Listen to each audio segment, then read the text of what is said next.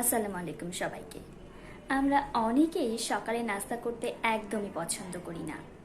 সহজেই সকালের নাস্তাকে স্কিপ করে যায়।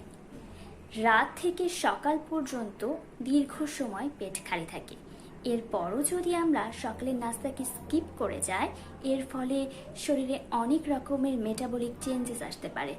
তাই চলুন জেনে নিই সকালের নাস্তা কেন এত জরুরি। সকালের নাস্তা খেলে রোগ প্রতিরোধ ক্ষমতা বাড়ে, সেই সঙ্গে সারাদিনের কর্মদক্ষতাও ঠিক থাকে।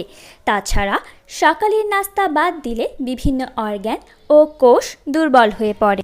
যারা প্রতিদিন সকালের নাস্তা খায় তাদের ওজন ঠিক থাকে। অনেকে সকাল ও দুপুরের নাস্তা একসঙ্গে খান, এতে ক্ষুধার্ত থাকার সম্ভাবনাও বেশি থাকে।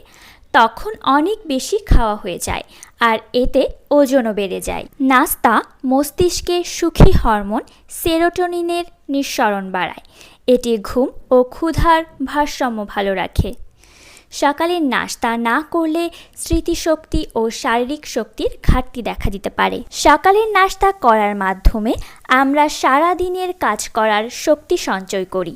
বিশেষজ্ঞরা বলেন 3 বেলা খাবারের মধ্যে সকালের নাস্তা বেশি ভারী হওয়া দরকার।